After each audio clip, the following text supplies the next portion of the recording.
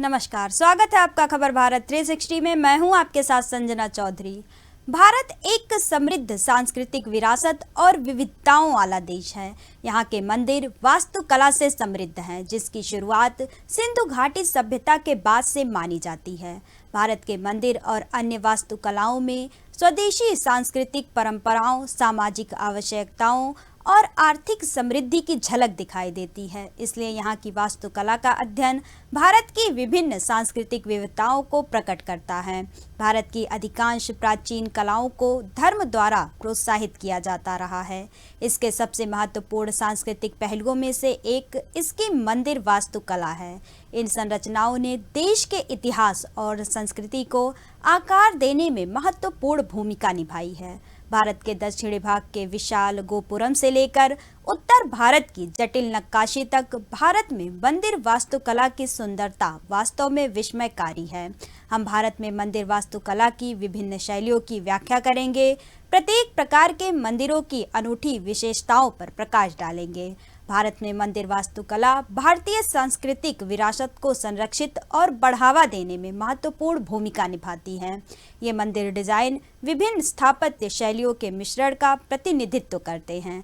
दक्षिण भारत में मंदिरों की जटिल मूर्तियों से लेकर उत्तर भारत में मंदिरों के भव्य तीर तक मंदिर की संरचना में उपयोग की जाने वाली स्थानीय सामग्रियां जैसे पत्थर और लकड़ी क्षेत्र के प्राकृतिक वातावरण के साथ प्रामाणिकता और संबंध जोड़ती है। भारत में मंदिर निर्माण का इतिहास। भारत में अद्भुत शैलियों के साथ मंदिर निर्माण की शुरुआत चौथी से छठी शताब्दी के बीच गुप्त काल के दौरान हुई। ऐसा माना जाता है कि इससे पहले भारत में लकड़ी के मंदिर बनते थे। गुप्त काल के बाद भारत में पत्थर और ईंटों से मंदिर निर्माण की शुरुआत हुई। भारत में 7वीं शताब्दी में आर्य संस्कृति वाले भागों में पत्थरों से मंदिरों का निर्माण होना पाया गया है। गुप्त काल के दौरान मंदिरों का निर्माण बहुत तेज गति से हुआ। कुछ पुराने हिंदू मंदिरों में बौद्ध मंदिरों की शैली भी विद्यमान है। उस समय के मंदिरों में मूर्तियों को मध्य में रखा जाता था, जिसके चारों ओर परिक्रमा मार्ग होता था। गुप्त काल के प्रारंभ के मंदिर जैसे सांची के बौद्ध मंदिर आदि की छत सपाट होती थी। बाद में इन शिखरों की ऊंचाई धीरे धीरे बढ़ती गई। जैन और बौद्ध पथ द्वारा कृत्रिम गुफाओं का निर्माण किया जाता था, लेकिन हिंदू मंदिरों में वास्तविक गुफाएं हुआ करती थीं। उस दौरान मंदिरों में शिलाओं को काटकर गुफाएं बनाई जाती थीं। 7वीं शताब्दी में अनेक मंदिरों का निर्माण चट्टानों को काटकर किया गया। इसमें चेन्नई के दक्षिण में पल्लवों द्वारा स्थापित महाबलीपुरम विशिष्ट स्थान रखता है। गुप्त काल से हिंदू मंदिरों का महत्व और विस्तार काफी बढ़ा है।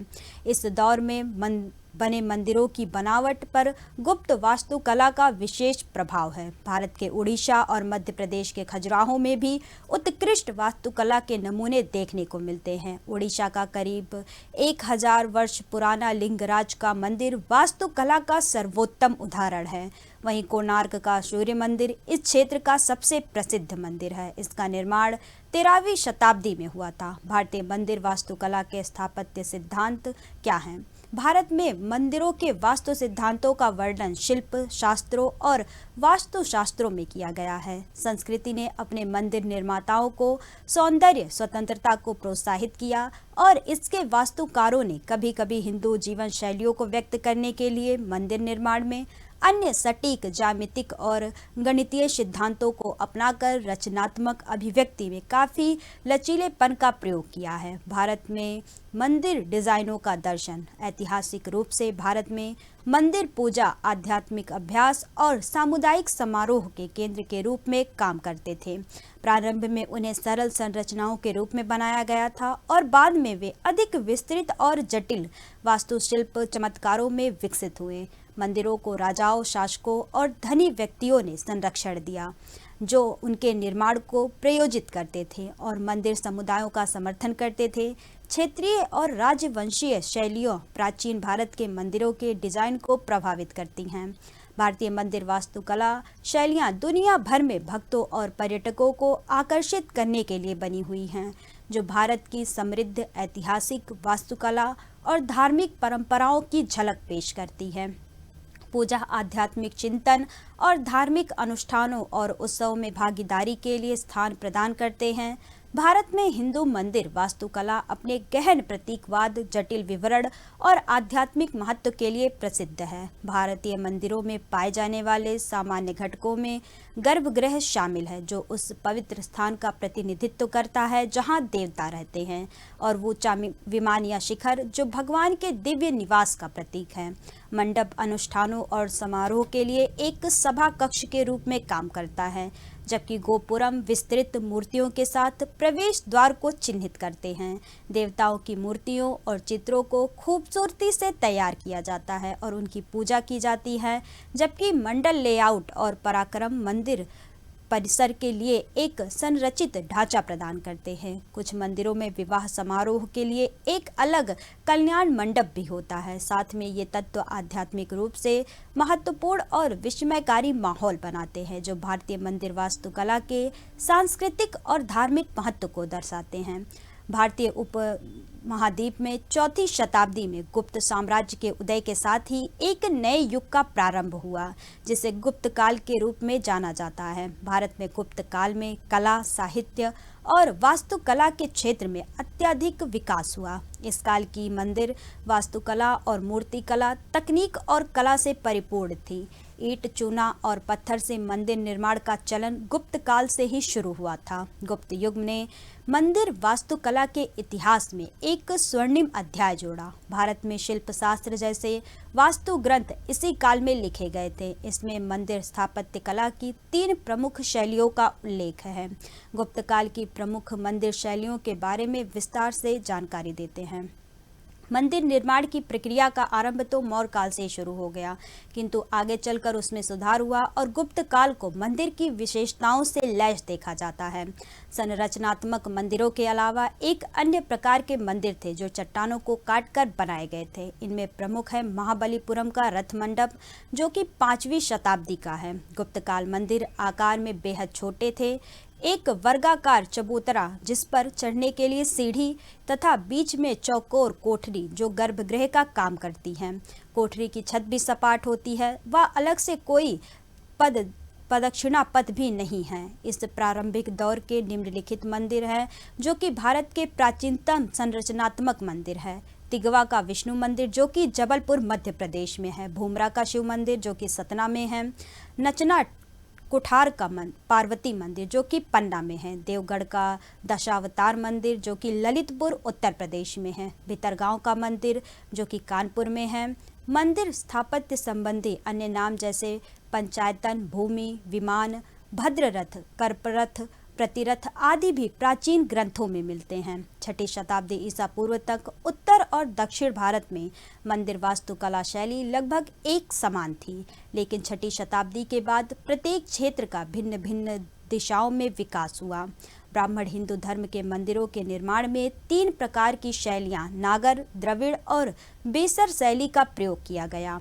आइए जानते हैं इन शैलियों के बारे में। सबसे पहले हम नागर शैली की बात करेंगे। नागर शैली हिमालय और विंध्य के बीच की भूमि से जुड़ी है और भारत के उत्तरी भागों में क्षेत्रीय रूप से विकसित हुई है। नागर शैली में नागर शब्द की उत्पत्ति नगर से हुई मानी जाती है। इस शैली में संरचना में 2 इमारतें शामिल हैं, मुख्य लंबा मंदिर और एक निकटवर्ती मंडप जो छोटा है। इन दोनों इमारतों के बीच सबसे बड़ा अंतर शिखर के आकार का है। इस शैली के मुख्य मंदिर में घंटी के आकार की संरचना जोड़ी जाती है। नागर शब्द नगर से है। सर्वप्रथम नगर में निर्माण होने के कारण इसे नागर शैली कहा जाता है। यह संरचनात्मक मंदिर स्थापत्य की एक शैली है जो हिमालय से लेकर विंध्य पर्वत के क्षेत्रों में प्रचलित है। 8वीं से 13वीं शताब्दी के बीच उत्तर भारत में मौजूद शासक वंशों ने पर्याप्त संरक्षण दिया। नागर शैली की पहचान विशेषताओं में समतल छत से उठती हुई शिखर की प्रधानता पाई जाती है। इसे अनुप्रस्थिका और उत्थान समन्वय भी कहा जाता है। नागर शैली के मंदिर आधार से शिखर तक चतुष्कोणीय होते हैं। ये मंदिर उठाई में 8 भागों में बांटे गए हैं, जिनके नाम इस प्रकार हैं: मूल, गर्भ, मस्तक और दीवारों के बीच का भाग, जंघा, कपोत, शिखर, गल, वर्तुलाकार, आम्लकर और कुंभ। इस शैली में बने मंदिरों को ओडिशा में कलिंग, गुजरात में लाट और हिमालयी क्षेत्र में पर्वतीय कहा गया है। खजुराहो के मंदिर नागर शैली में निर्मित है। इस शैली का प्रसार हिमालय से लेकर विंध्य पर्वतमाला तक देखा जा सकता है। वास्तुकला के अनुसार नागर शैली के मंदिरों की पहचान आधार से लेकर सर्वोच्च अंश तक इसका चतुष्कोण होना है। पूर्णतः विकसित नागर मंदिरों में गर्भाशय, उसके समक्ष क्रमशः अंतराल मंडप तथा अर्ध मंडप प्राप्त होते हैं। एक ही अक्ष पर एक दूसरे से संलग्न इन भागों का निर्माण किया जाता है। नागर शैली की दो विशिष्ट विशेषताएं इसकी योजना और उन्नयन है। योजना वर्गाकार है, जिसके प्रत्येक पक्ष के बीच में कई क्रमिक अनुमान है जो इसे लेकर क्रूसीफॉर्म आकार प्रदान करते हैं। इसके 4 प्रेक्षपण प्रकार है, जहां हर तरफ एक प्रेक्षपण त्रिरथ, पंचरथ, सप्तरथ, नवरथ या शिखर ए टावर को ऊंचाई में प्रदर्शित करता है, जो उत्तल वक्र से उत्तरोत्तर झुका हुआ होता है। योजना में अनुमानों को शिखर के ऊपर की ओर ले जाया जाता है। मूल रूप से नागर शैली में कोई स्तंभ नहीं होते। वहीं अब हम बात करते हैं द्रविड़ शैली की। द्रविड़ शैली क्या होती है? 9वीं से 12वीं शताब्दी ईसा पूर्व के बीच चोल साम्राज्य के दौरान द्रविड़ शैली दक्षिण भारत में विकसित हुई। इसे कृष्णा और कावेरी नदियों के बीच के क्षेत्र में देखा जाता है।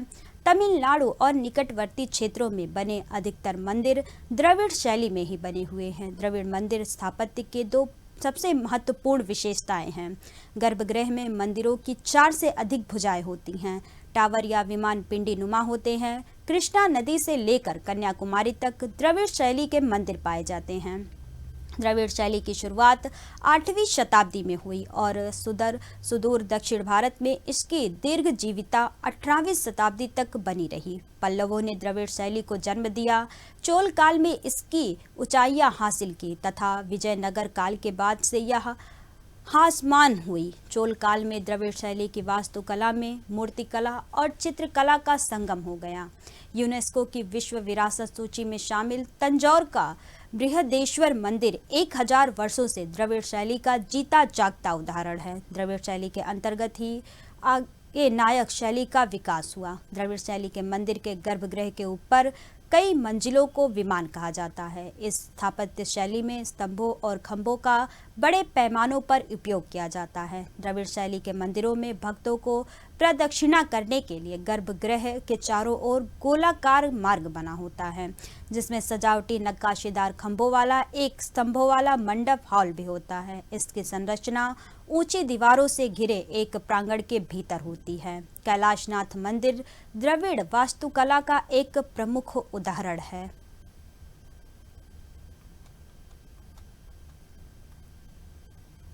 अब हम बात करेंगे वेशा शैली के बारे में। वेशा शैली कृष्णा नदी और विंध्य के बीच के क्षेत्र की मंदिर निर्माण शैली है, जो प्रारंभिक मध्यकाल के दौरान उभरी थी।